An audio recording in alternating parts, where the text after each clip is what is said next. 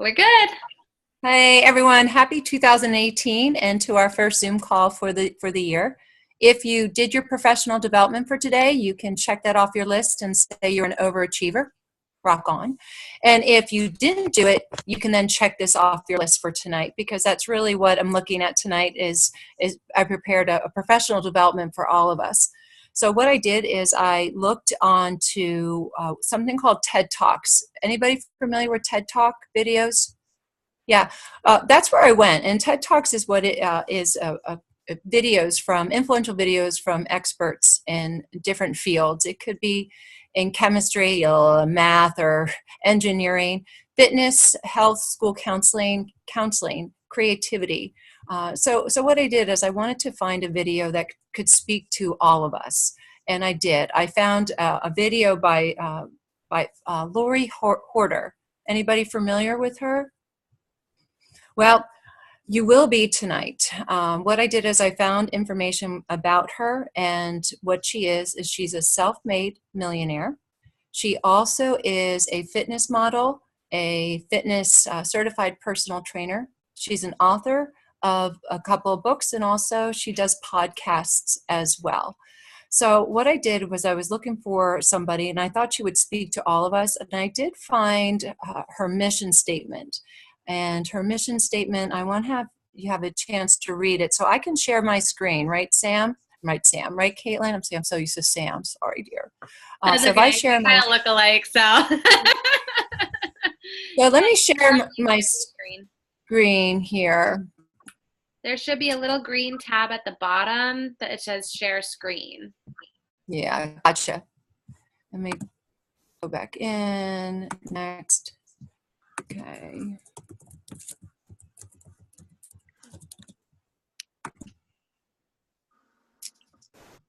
There we go.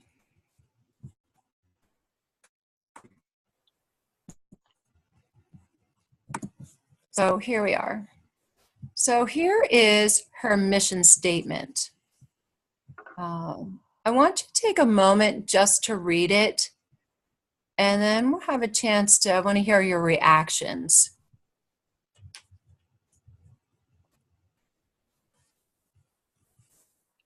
Just give a yeah, I'm finished, so I know I can take it off the screen.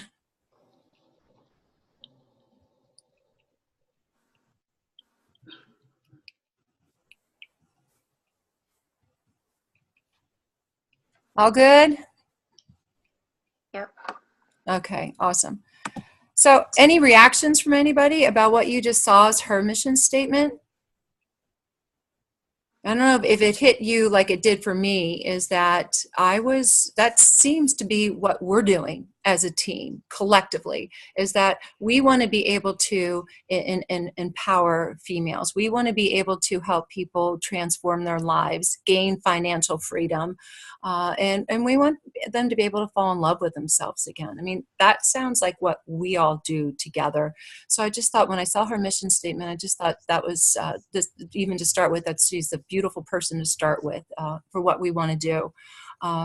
The video we're going to watch tonight, she titles "Turn Your Struggles into Strengths," and what she does is that she takes the concepts of weight training and resistance training.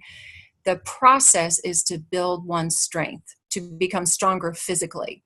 So she takes those concepts of weight training and she then parallels it to how one can internally become stronger themselves. During the video, she shares her own personal experiences. She shares the good, she shares the bad, and she shares the ugly. During this process, as she's sharing, she also will share with us is a formula that she came up with that she uses to help her with her goal setting. So you have two tasks during the video. One is obviously just to sit back and relax. The second one is to jot down what is her formula for her goal setting. And then two, I really want you to, as you're listening, is to then jot down something that truly speaks to you. I watched the video a couple of times, and every time I watched it, just like in anything or reading a book, you always find something else that is like, wow, that's like your aha moment. Well, I heard a couple of aha moments, and I know it's going to be challenging just to hear it tonight, one time through, but really pick something that really hits home for you while watching the video. All right. So, Caitlin, how can we get this happen? Can you make this happen for all of us?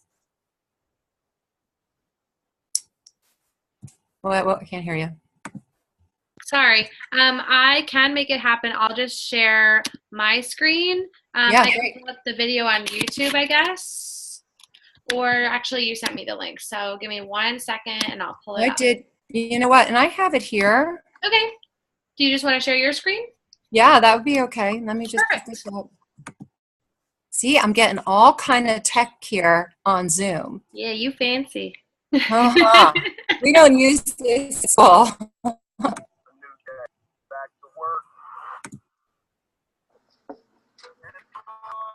going to skip this ad. Hello,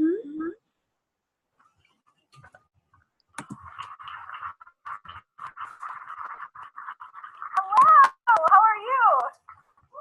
I am so excited to be here today. My name is Lori Harder, and I'm a fitness author. And today I'm going to talk to you about resistance training. But before we go on a little journey, so can you do me a little favor today? Yeah? Okay, awesome. All right, I'm going to need all of us in here to talk adulting for 1 minute. So maybe uncross your legs, and you're going to turn to your neighbors on both sides right now and make the most ridiculous funny face that you possibly can. Yes, you are. Okay, ready? And go. Right now. Most ridiculous funny face. You all can do that now too if you'd like. Are you doing it, Caitlin? You're still doing it. Okay. Okay, amazing. How'd that feel? Good? Oh my God, that feels good. Okay, so what was your favorite flavor of self-expression? I want to talk about an apologetic kid. That kid wasn't afraid to be themselves, who would bust a move whenever their favorite song came on, who would literally beg anyone around, including strangers, for a quarter to play that one video game. But that kid who convinced all of their friends that it was a good idea to go garbage bag parachuting off of your front porch. Thank God my porch was low. So what was it that you loved to do? Did you love to sing? Did you love to sing? Or did you love to draw? And try to sell your crappy drawings to your neighbors for $1, like my sister and I did. And yes, that is my drawing. And yes, I did draw Burger King. I don't know why. So what happened to that awesome kid? Where did they go? What events caused so much pain and resistance that you actually started to consciously abstain from being yourself? So the unapologetic kid version of me wanted to be a performer. I would pretty much do anything for the spotlight, and I lived to make people laugh. So you can imagine my excitement when at 11 years old, I got invited to a pool party with diving boards. This was my opportunity to show off some of my incredible, so I thought, acrobatic skills. So the day of the pool party arrives, and I'm climbing the ladder. And as I'm climbing in my brand new swimsuit, the list is going through my head. Am I going to do the split? Am I going to do a front split? Or am I going to do good old reliable cannonball? You know you did it. So my audience has assembled below. It's 5 friends. Included among them is the boy who in my daydream plays my future husband. So I hear them cheering. This is exciting, right? I hear them cheering. And I tune in closer and I realize that they're not cheering. They're yelling, "Will! Will! Will!" And just as I'm about to jump in, the boy that I have been crushing on so hard yells, "Don't jump! There won't be any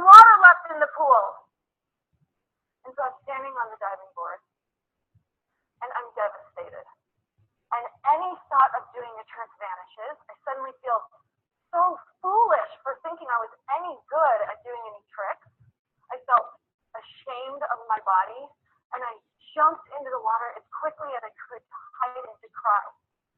And the second I got under the water, I let out the biggest sob, and I can still hear it in my ears to this day. And I remember the feeling of the bubbles rushing past my face as I was crying under the water, because these people were supposed to be my friends.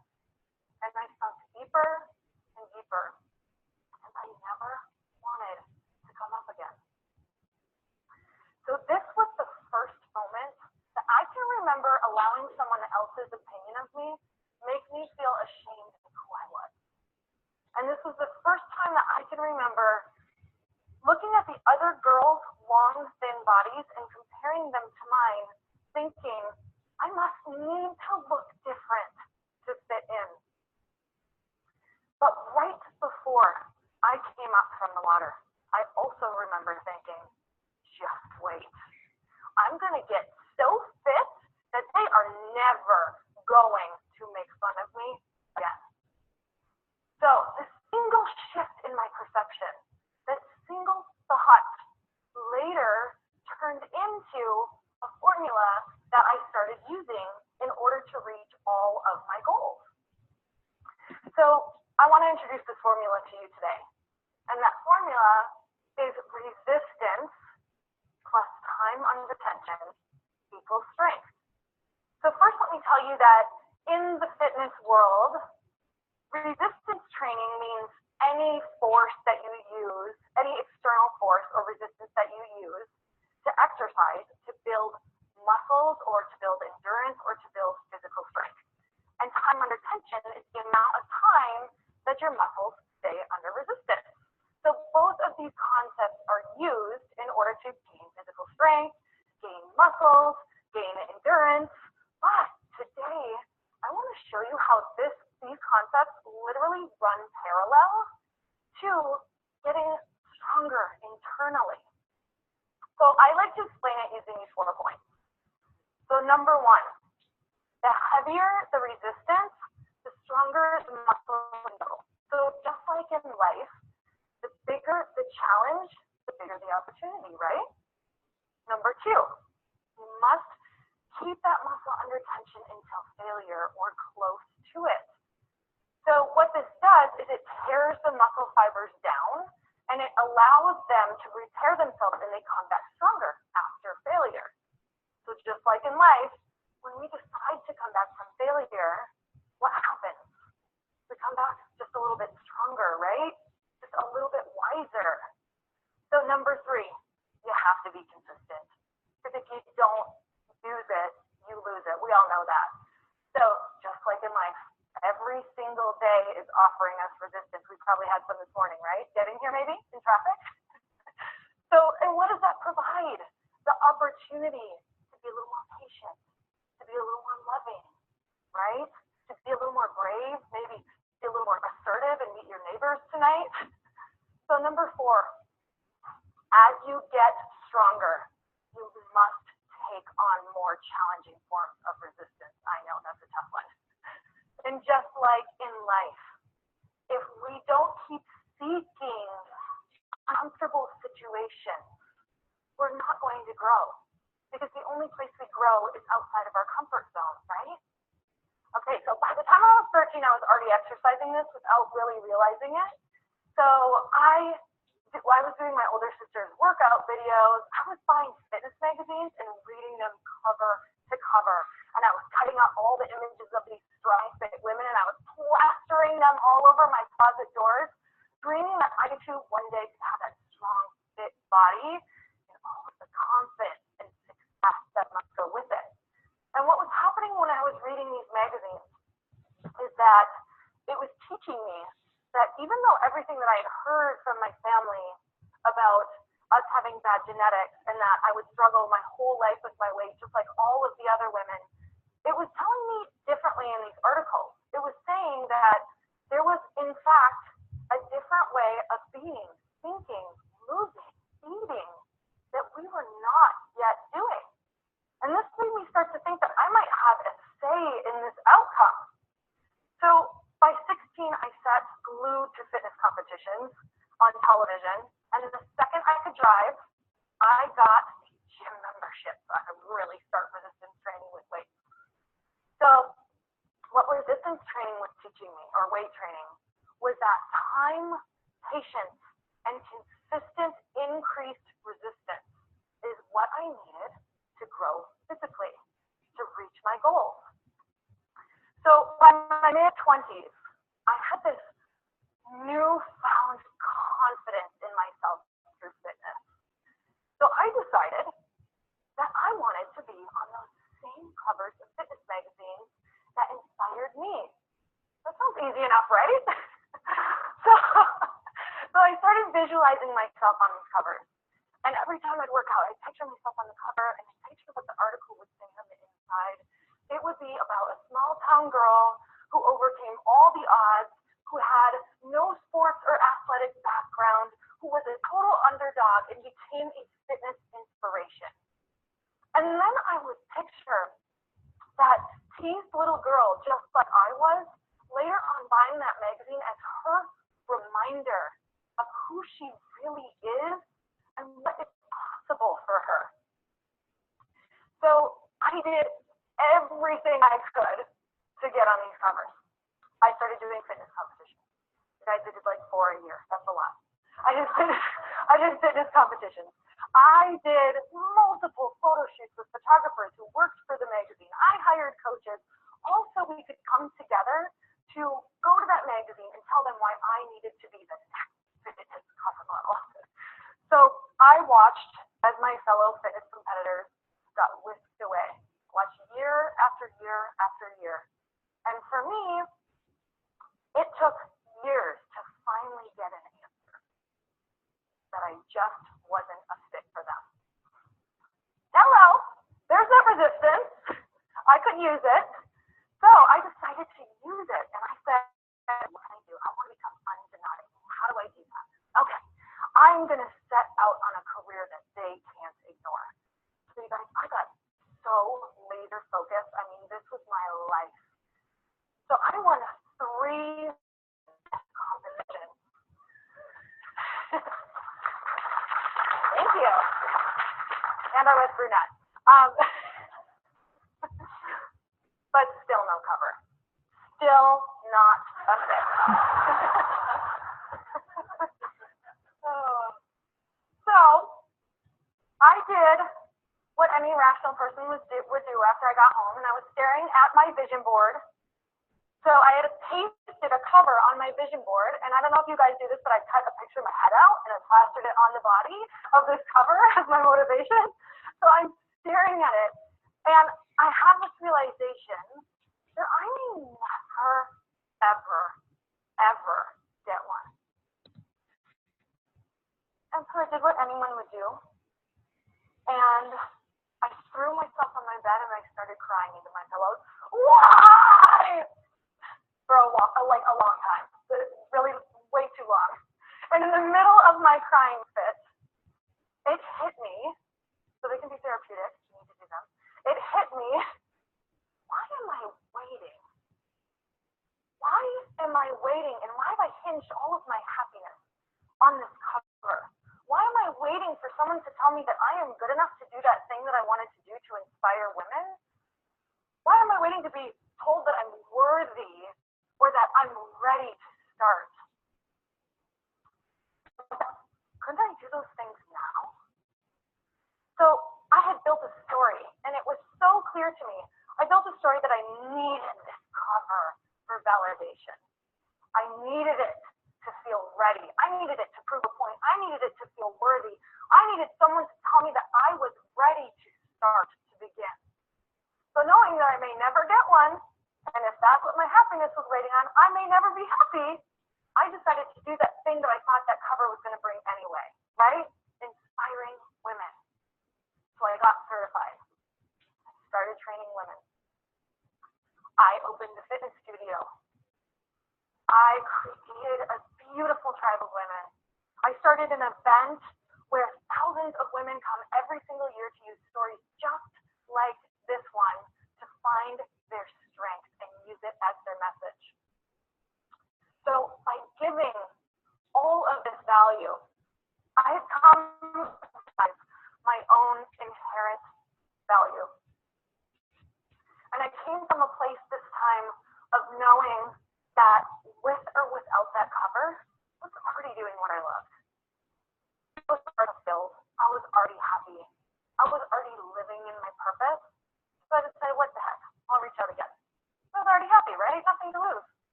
that strong women who would be persistent enough to lay out just one cover, but multiple covers through the span of years.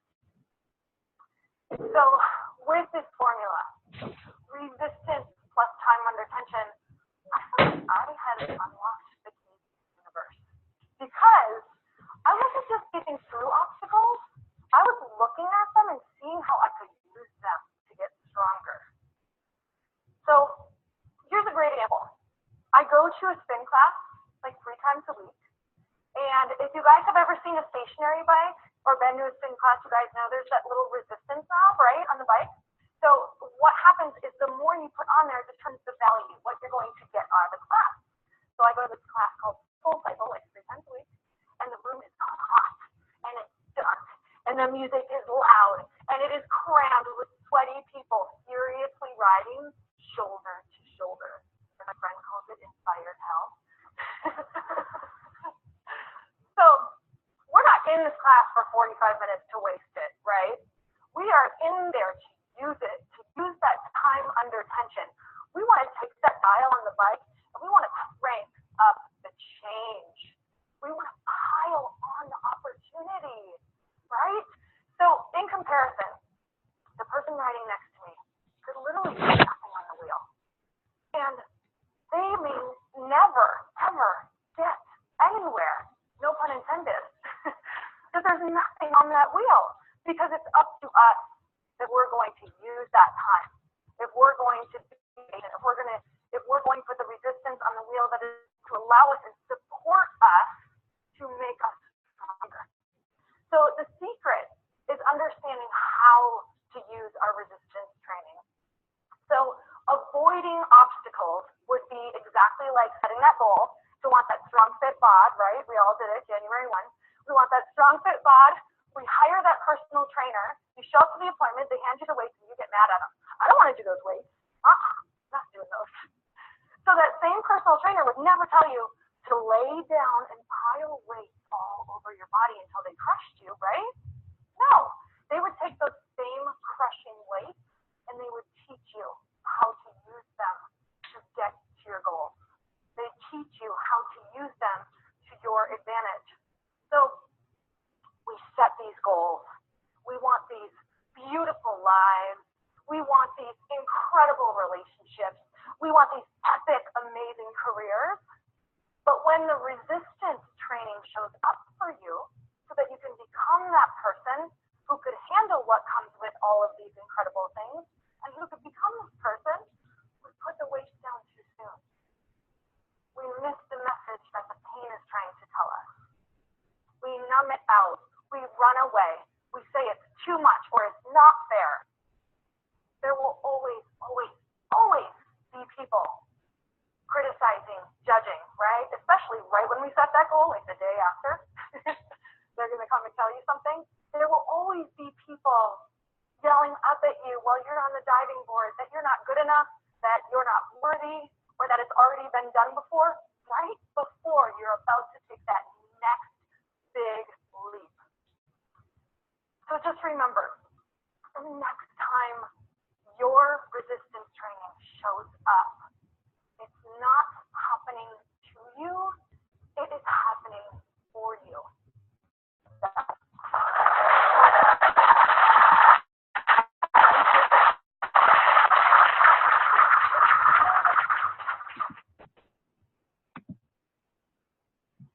All right.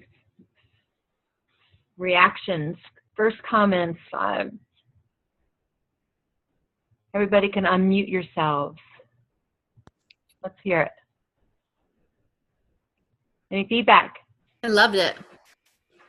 What did you love about it? She said a lot of the same things that we've heard from other trainers, but she said it so differently.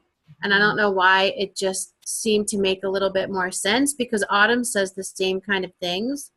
But the one thing she said at the end was that the resistance that we encounter, whether it's an obstacle, someone telling us that we can't do it, the stumbling blocks, whatever it is, and they could be resistance from our challengers. They don't have the money, they don't have the time, whatever. They're actually stumbling blocks that are put into our way to teach us how to overcome them so that we can be prepared, like for that next piece or the other side. Really cool how she said it. She came full circle. She talked about that the opportunity, the situation with the diving board, and then all of a sudden at the end, if that happens to you, what are you going to do in that moment again? Yeah. What are you going to do? And yeah, it's pretty cool. I have to agree with you. Anybody else have how about even a takeaway? What's something that really struck you? The one thing she had said was you have to choose how to use the resistance. And I feel like there's so many times where we struggle, whether it's struggling to stay on track with our nutrition or our workouts with our families, or even just the resistance that we get as a coach with inviting and people saying no, or all the excuses they come up with.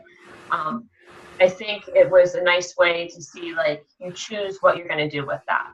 Just like Brenda just said, like, you know, we're going to learn from it, and it's going to teach us how to overcome those obstacles. So you may be getting resistance, but as you're going through that, you're learning how to overcome it. Totally agree. Totally agree. Because I also thought the same thing, because in what we do, we are going to come up against resistance, and not only with online coaching, but just in any part of life. And it's not only how we have a choice; it's how we can either respond to it or we can react to it. And which one is healthier? Of course, it's responding. How we're going to handle that situation that's going to be healthy for ourselves, and also for healthy for other people around us as well. So we have about 3 minutes left. Angela, did you have any big takeaways? I just really liked what she said at the end about the resistance, kind of like how everybody else was saying. Nice. That's like the main thing that really stuck out to me. I like the one rule that she had that was that you have to keep the muscle under tension until the point of failure. And I think that's the breaking point where a lot of people will walk away. You know, you get that resistance in your coaching business, or things aren't going your way, you drop rank, you're not making the paychecks you want to see. And that's when people walk away, and that's the things that teach you and remind you why you're in it in the first place. And usually if you can stick through those tough seasons, you'll see your business soar after that. So that was kind of a big picture takeaway for me. Thank you. And I'm going to give homework to everybody. So what I would like for you to do is, from your takeaway is on your own Facebook page, and also on One Team, One Dream, I want you to post in any form. It could be a picture, it could be words, it could be a combination. What was your takeaway from this particular session tonight? This Okay. Awesome. Thanks so much, Rita. Thank you, You're ladies. welcome. Rita's awesome. Thank you. Excellent job. You're welcome. If you guys have any questions, just feel free to post it in One Team, One Dream. I think we're going to get kicked off here. So thanks again. See some of you Saturday. Thank you. Yeah. Saturday. Bye. Yes, definitely see you Saturday.